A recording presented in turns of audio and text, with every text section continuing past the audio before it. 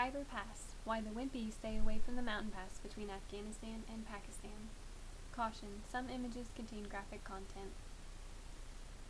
Some of you may already have questions, such as, where is the Khyber Pass exactly? What's so great about the Khyber Pass anyway? Or perhaps, why should the Wimpy stay away? This presentation will be covering the location, history, and current events surrounding the Khyber Pass today. The Khyber Pass is located at the northwestern part of Pakistan.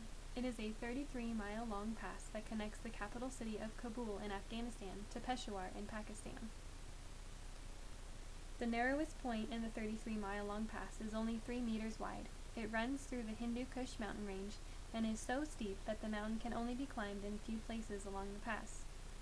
A road was built in 1879, and later a railroad was established in the 1920s. The Khyber Pass is currently and has always been an important trade route.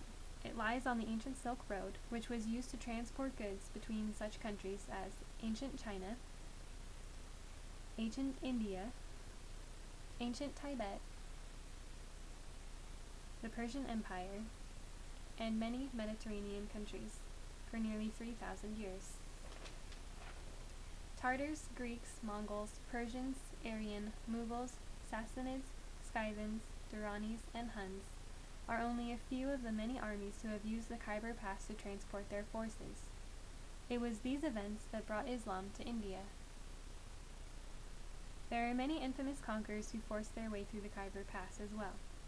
Alexander the Great of Macedon, Timur Lenk of Mongol descent, Nadir Shah of Persia, Genghis Khan of the Mongol Empire, and Ahmed Shah Abdali, founder of the Durrani Empire, also known as the Afghan Empire. Today the pass is used for transport. There are 2 highways, one for motor traffic and the other for traditional caravans. Foreigners are not allowed beyond this point, unless specifically permitted by the political agent Khyber Agency. You will find this sign just outside of Peshawar on your way to the Khyber Pass. If you are a foreigner and you go through the Khyber Pass, you will need an Afridi, or local tribe, armed guard that can be found at the Peshawar prison. Refugees often use the Khyber Pass to escape from Afghanistan, and the UN uses the Khyber Pass to transport US and NATO forces into Afghanistan, as well as supplies such as this oil tanker. Now you know a little more about the Khyber Pass. Some of you might even be thinking that it doesn't sound that bad at all. Maybe some are wondering how brave a person really needs to be to travel through the pass. Well, so far this year, there have been a number of attacks, not just along the pass, but at the provinces and cities surrounding it. On February 26th, NATO tankers burn after a bomb explosion through the pass. On March 3rd, a suicide bomber drove into the security checkpoint at the Hengu Khyber province. On March 29th, 13 Pakistani frontier corpsmen were killed in the Khyber Pass. On August 14th, 4 policemen and 1 child died while 14 were wounded in a Peshawar by a remote bomb.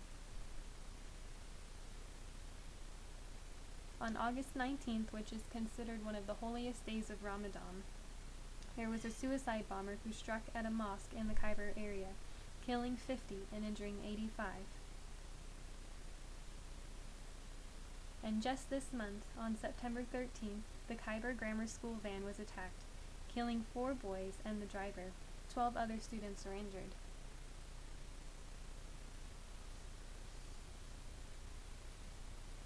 While some people hear the Khyber Pass and only think of the restaurant, it is much more dangerous than just grabbing a bite to eat. It is not for the faint of heart or for the everyday tourist. Roadside bombs, mortars, and militants are constant threats, and many of these deadly attacks have caused the road to be impassable at times during the last few years. So, before you set off along the Khyber Pass, just make sure there is no other road you can take.